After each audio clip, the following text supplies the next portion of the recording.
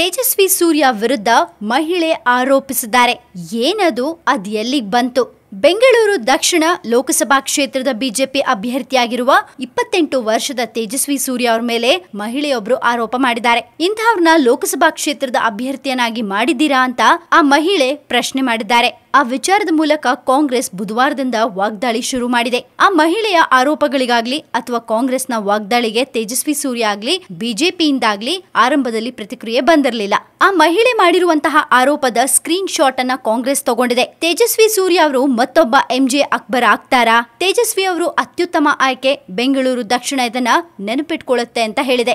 ಸಂಪಾದಕರಾಗಿ ಕಾರ್ಯನಿರ್ವಹಿಸುವ ವೇಳೆ ಎಂಜೆ ಅಕ್ಬರ್ ಅವರು ಲೈಂಗಿಕ ಶೋಷಣೆ ಮಾಡಿದ್ರು ಅನ್ನೋ ಆರೋಪ ಬಂದಿದ್ದ ಹಿನ್ನೆಲೆಯಲ್ಲಿ ಕಳೆದ ವರ್ಷ ವಿದೇಶಾಂಗ ವ್ಯವಹಾರಗಳ ರಾಜ್ಯ ಸಚಿವ ಹುದ್ದೆಯಿಂದ ಕೆಳಗಿಳಿದಿದ್ರು. ಇನ್ನು ತೇಜಸ್ವಿ ಸೂರ್ಯ ಬಗ್ಗೆ ಆರೋಪ ಮಾಡಿದ್ದ ಮಹಿಳೆ ನಂತರ ತಮ್ಮ ಟ್ವೀಟ್ ಅನ್ನ ಡಿಲೀಟ್ ಮಾಡಿದ್ದಾರೆ. ಅಷ್ಟಕ್ಕೂ ಆ ಮಹಿಳೆ ಮಾಡಿದ ಟ್ವೀಟ್ ನಲ್ಲಿ ಏನಿದೆ ಗೊತ್ತಾ? ತೇಜಸ್ವಿ ಸೂರ್ಯರಿಂದ ನಾನು ತುಂಬಾ ನರಳಿದ್ದೀನಿ, ಹಾಗಂತ ನಾನು ಕೊನೆಯವಳು ಅಲ್ಲ, ಇದು ಇಲ್ಲಿಗೆ ನಿಲ್ಲೋದೂ ಇಲ್ಲ.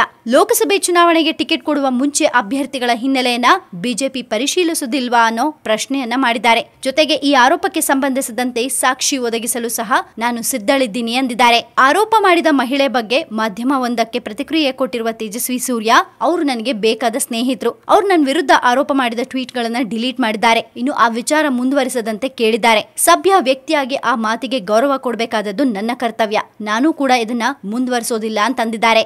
ಆಶ್ಚರ್ಯಕರ ಬೆಳವಣಿಗೆಯಲ್ಲಿ ಬಿಜೆಪಿಯಿಂದ ಪಕ್ಷದ ಯುವ ಘಟಕದ ನಾಯಕ ತೇಜಸ್ವಿ ಸೂರ್ಯ ಅವರನ್ನ ಬೆಂಗಳೂರು ದಕ್ಷಿಣ ಲೋಕಸಭಾ ಕ್ಷೇತ್ರದಿಂದ ಕಣಕ್ಕಿಳಿಸಲಾಗಿದೆ. ಅದಕ್ಕೂ ಮುಂಚೆ ಈ ಕ್ಷೇತ್ರವನ್ನ ಪ್ರತಿನಿಧಿಸ್ತಾ ಇದ್ದವರು ಕೇಂದ್ರದ ದಿವಂಗತ ಸಚಿವ ಅನಂತ್ ಕುಮಾರ್. ಅವ್ರ ನಂತರ ಪತ್ನಿ ತೇಜಸ್ವಿನಿ ಅನಂತ್ ಕುಮಾರ್ ಅವರಿಗೆ ಈ ಕ್ಷೇತ್ರದ ಟಿಕೆಟ್ ಸಿಗಬಹುದು ಅನ್ನೋ ಅಂದಾಜಿತ್ತು. 28 ವರ್ಷದ ತೇಜಸ್ವಿ ಸೂರ್ಯ ವೃತ್ತಿಯಿಂದ ವಕೀಲರು. ಮಾರ್ಚ್ 26ರ ಮಂಗಳವಾರದಂದು ನಾಮಪತ್ರವನ್ನು ಸಲ್ಲಿಸಿದ್ದಾರೆ. ಈ ಮಧ್ಯ ಪಕ್ಷದ ಒಳಗೆ ತೇಜಸ್ವಿ ಸೂರ್ಯ ಸ್ಪರ್ಧೆ ವಿರುದ್ಧ ಅಸಮಾಧಾನ ಕೂಡ ವ್ಯಕ್ತವಾಗಿದೆ. ಕೆಲವು ಹಿರಿಯ ನಾಯಕರು ಪ್ರಚಾರದಲ್ಲಿ ಪಾಲ್ಗೊಳ್ಳೋದಿಲ್ಲ ಅಂದಿದ್ದಾರೆ. ತೇಜಸ್ವಿನಿ ಅನಂತ್ ಕುಮಾರ್ ಅವರು ಅದಮ್ಯ ಚೇತನ ಅನ್ನೋ NGO ನಡೆಸ್ತಾ ಇದ್ದು ಅವರಿಗೆ ಪಕ್ಷದ ಟಿಕೆಟ್ ನಿರಾಕರಿಸಿದ್ದಕ್ಕೆ ಆಕ್ರೋಶ ಕೂಡ ವ್ಯಕ್ತವಾಗ್ತಿದೆ.